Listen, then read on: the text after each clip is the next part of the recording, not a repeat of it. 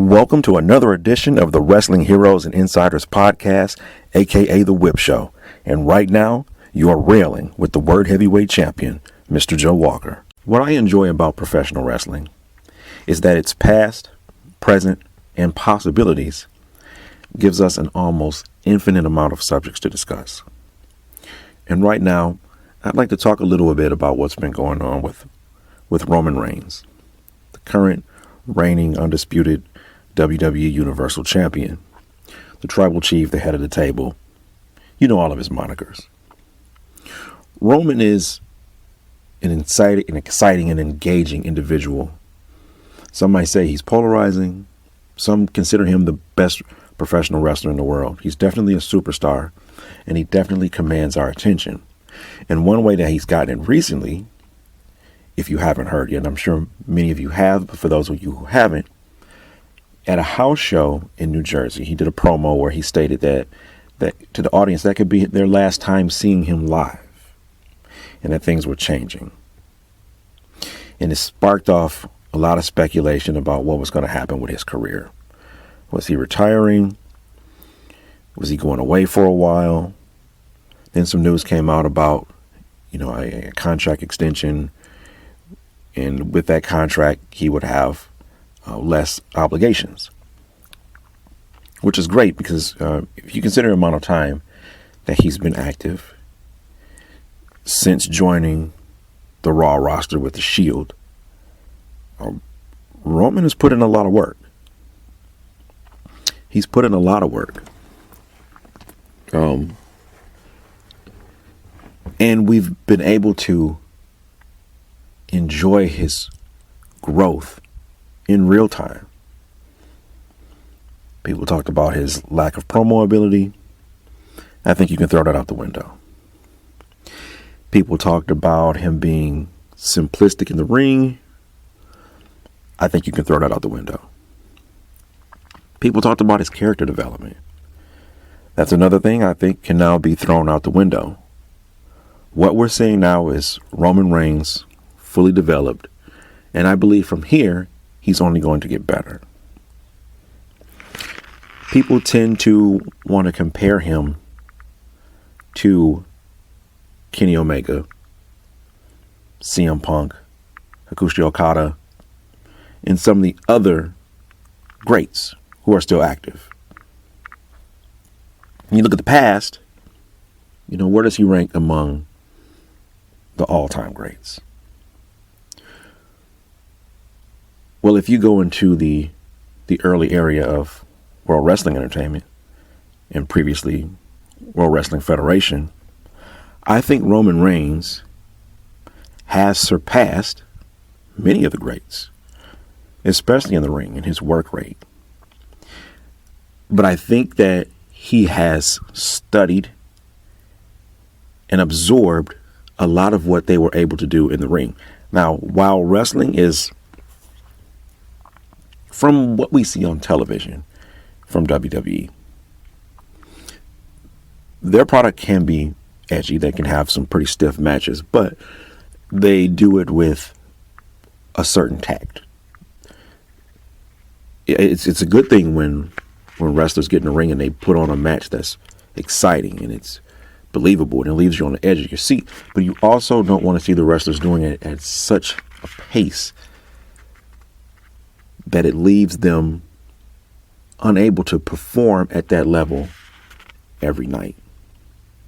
Do things that are going to preserve their body, which is something that Randy Orton preaches and a lot of people don't care for. But I think that Roman Reigns has studied the past, the present, his peers, his contemporaries, in every federation, in every wrestling organization. And you would be a fool to think that Roman doesn't watch All Elite Wrestling, that Roman doesn't watch Impact, that Roman doesn't watch MLW or some of the other federations, some of the other wrestling companies, or at least keep an eye on their champions or their top performers. I'm sure Roman has seen and studied Moose.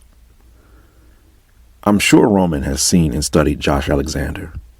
I'm sure Roman has seen and studied. I mean, we could go on and on. We can just keep throwing names, even in their own product. You think Roman hasn't learned from Brock Lesnar? You think Roman hasn't learned from John Moxley, who's in AEW now, but still a friend of his, right? Same thing with Seth Rollins, his Shield mates, his former Shield mates. You think he hasn't learned from them? Even in a phone conversation. Roman has learned. And now, here we are, speculating what his next moves are going to be, based on something he said, and it appeared to be speaking from the heart. But if he wasn't, if this was part of his character, then we have to applaud him for how believable that was. Now, Roman is a family man. He has a wife, he has children. He has other relatives that he wants to see and spend time with or care for. And he's going to need that time. If he's on the road 320 days a year, then he's not going to be able to do that. He's already in high demand. Hollywood wants him now. Popular culture wants him now. And this is the benefit of the hard work that he has put in. He's put in the work. And now he's reaping the benefits of it. But when the day is over, there's no crowds, the lights are down, and he's sitting somewhere reflecting. Let's give some consideration to what he's reflecting on. First of all, if this reflection is happening post-match, whether he was competing on Raw, SmackDown, or pay-per-view, while he's sitting there, he's probably thinking about the impact that what he just did had on his body. Then he has to see it from the eyes of his family, people who want to hug him and sit with him and be physical. And there's a possibility that at that time he's just not able. And who knows how much time passes before he's able, even with the benefits of physical therapy and medicines. The things that are provided to him to help his body feel better, to help him feel better from such a strenuous profession. That's a lot to consider while you're sitting there. Like, man, I sit here and I wrestle with these 200 and 300 pound people, but then my children who weigh considerably less, I can't just pick them up and carry them around as freely as I want because my arms hurt, my legs hurt, my back hurts, my neck hurts, my hip hurts, my sternum hurts, my pelvis, all my ankles, all my wrists, the pain. That weighs on you mentally as much as it weighs on you physically. So again, when he was standing there in that ring in New Jersey, talking to the fans, thinking about how he was feeling post-match, being on the road for who knows how many days up to that point since the last time he was home, and then thinking about what's about to happen afterwards. Was he going to get to go home, or was he going to another show? And after that other show, did he get to go home, or was he headed straight to another city for Monday Night Raw? That's a lot to consider. So again, the strong possibility of him speaking from the heart at that point, it's a lot to consider. And if he wasn't, if that was part of his character, and wow, the growth. I see why Hollywood, filmmakers, and people who are involved in various parts of entertainment and pop culture want Roman Reigns now.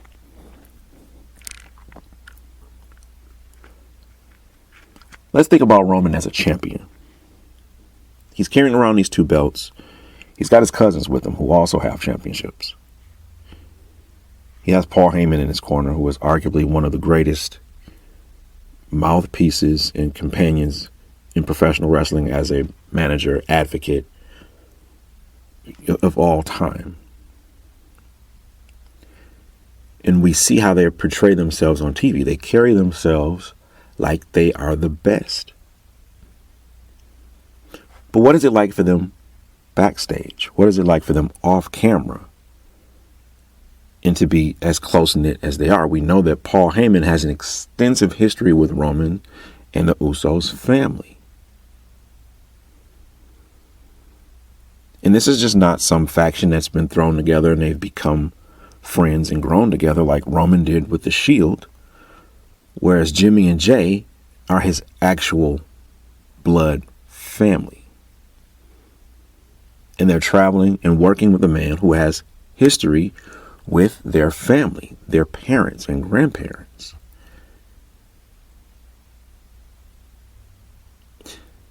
They're champions, and sitting together as champions, they have to reflect on what they mean together to the product.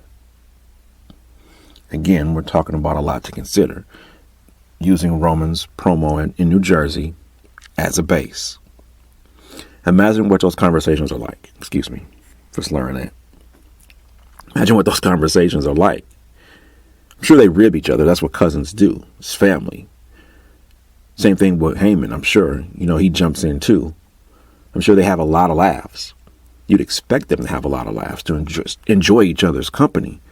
But then there's those times where cuz, you need to go lay down. You look like you're really going through it right now. Can I get something for you? Dude, we just need to chill right here.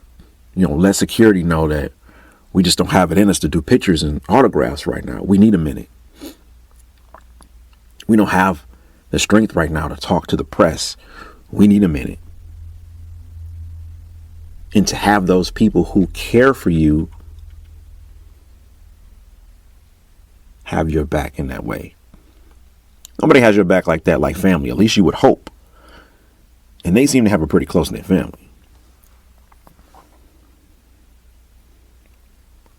There's a demand for them to perform on a high level each and every night. And the demand is even higher for them individually because they want to make themselves proud as individuals, but they also want to have pride in each other. They also want to look at each other and say, I'm proud of what you just did out there. I'm proud of that match you had. I'm proud of that move you did. I'm proud of how you're carrying yourself in front of the camera on television right now. I'm proud of what we're doing on the road. The pride. That family pride. People talk about championships being elevated by the opponents they defeat and the quality of matches they have. But imagine, just think for a second, how the titles, those SmackDown Tag Team Championships and the Universal WWE World Heavyweight Championship, how much is being elevated right now by family pride. They're extending its lineage in a way that not everyone can. It's special. This title run for Roman Reigns is special. But we also have to acknowledge the fact that it's possibly incredibly exhausting. I commend Roman. I think he's one of the best. I look at all the champions out there that I enjoy. I like Hangman Adam Page. I think he's dope. But I think Hangman could learn a lot from Roman. I think Josh Alexander is dope. But I think he has a lot that he could learn from Roman Reigns. Matt Cardona, right now, as the NWA World's Heavyweight Champion, is dope. But you would be a fool to think that Cardona, who has totally reinvented himself from who he was and how he was portrayed as Zack Ryder, has not studied the past and present greats, including how Roman reinvented himself. You'd be a fool to think he hasn't. And if he's telling you that he hasn't, he's probably telling you in character. But off screen, without a microphone in his face or a camera in his face, he's watched and he studied Roman. Roman Reigns has become a benchmark in professional wrestling. And if he needs time away, then he should take it. And as a person, forget being a professional wrestling fan, as a person, that should be respected. He's earned it. And he's one of the best in the world. Is he the best? That whole the best thing is subjective. It's all a matter of opinion. I don't understand the point of arguing it. What is that going to do? There's no way to say he's the de facto best.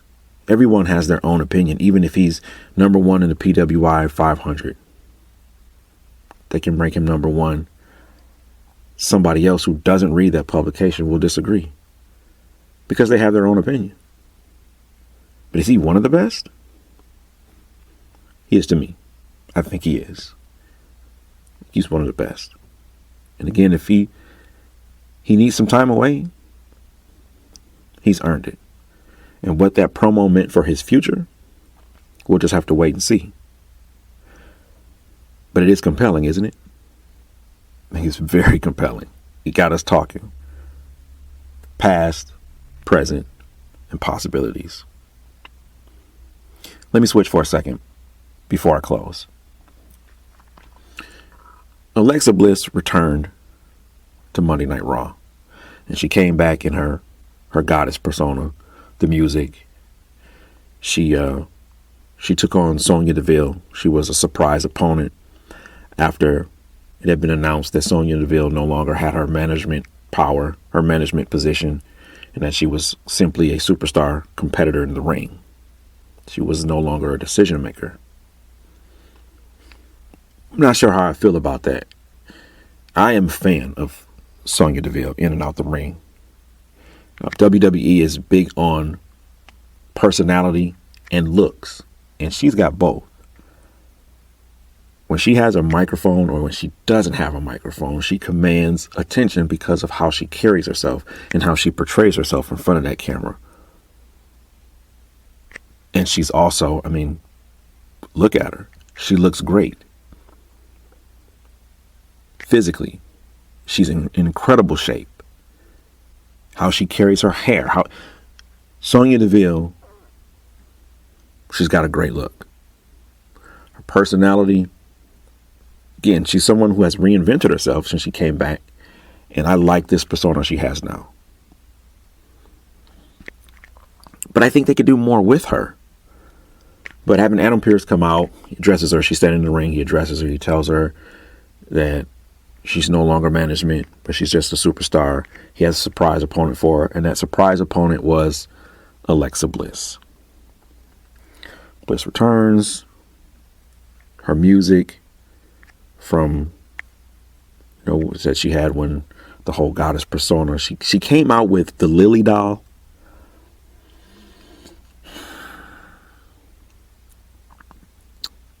I guess that makes sense from a marketing standpoint.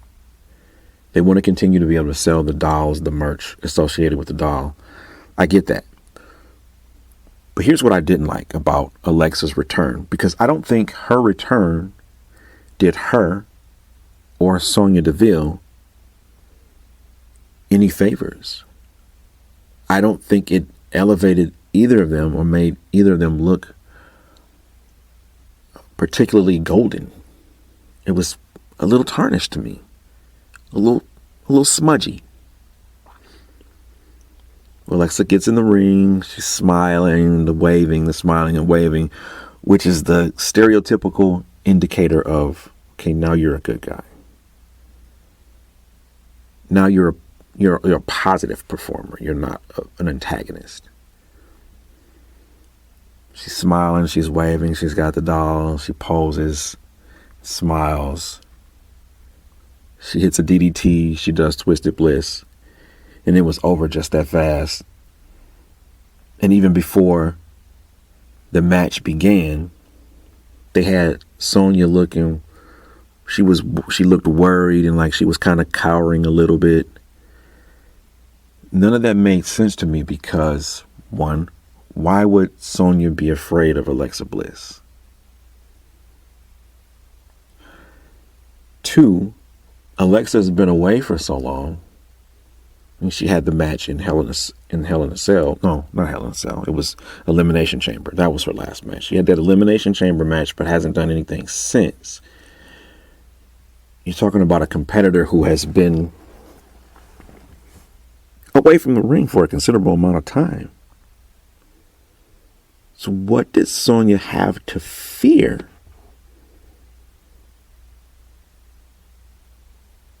So I like this persona of Alexa Bliss. I could do without the doll, but I get it. Again, from a marketing standpoint, especially if they're trying to make her appeal to the younger audience. Okay, fine. But to do that at the expense of Sonya DeVille and have Sonya DeVille portrayed as she was fearful of Alexa Bliss, I didn't like that. Could she have been surprised? Okay, you're surprised. Alexa Bliss is coming back and she's your opponent. You're surprised to see her. No one has seen her on screen for a while. Oh, you're shocked. Okay. But looking concerned or worried or afraid, none of that made sense. And then to have Sonya go down so easily, I didn't like that either. So is this a feud that's going to continue? Or is this going to spark a feud, I should say? And I'd have to say, I hope not. I hope that they don't put them in the ring. They're not in a hurry to put them in the ring together again, because that did them no favors. I would like to see Sonya DeVille. When I see Sonya DeVille in the ring, I kind of get the impression of Serena Deeb, that type of character. You're good at what you do. You know you're good at it. And you're very much invested in being the antagonist, not being nice to your opponents at any time. Being completely absorbed by your own skill. And winning by any means necessary. You're not just out there to defeat your opponent, but you're out there to embarrass your opponent. You're out there to dominate your opponent. And I think Sonya DeVille could be that character. She could be that persona in WWE, like what Serena Deeb is in All Elite. I like that for her. And then with Alexa in a feud, the two of them, based on what just happened, I don't like it. I don't like it at all. I don't like the prospect of it.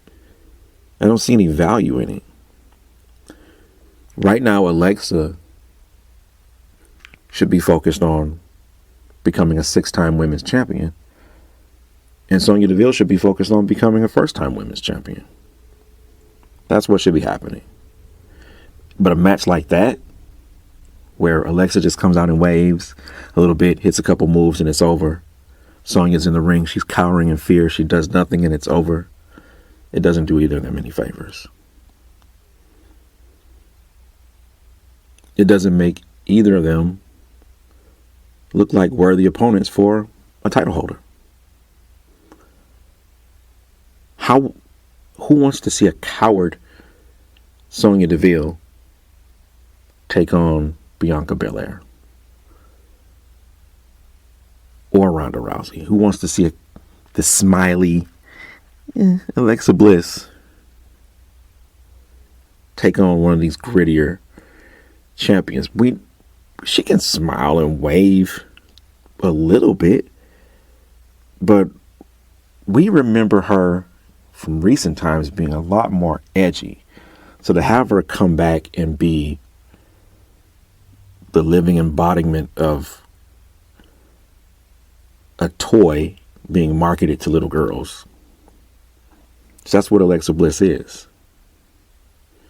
In this character, this persona. I very much wanted her to come back out and be the goddess, and with the music and the look she had before her run-in with Bray Wyatt and The Fiend, and how they turned her into this whatever she was. This ghoul. She was magic and all this weird stuff. I'm glad they brought her back. I liked what Alexa Bliss was when she was in NXT, and they brought her up to the main roster and continued to develop her in that persona. And I think that's what we need from her. But as far as Sonya DeVille, no, I don't want to see Sonya DeVille cowering in fear, looking worried from an opponent like that. It just doesn't make sense. And in all honesty,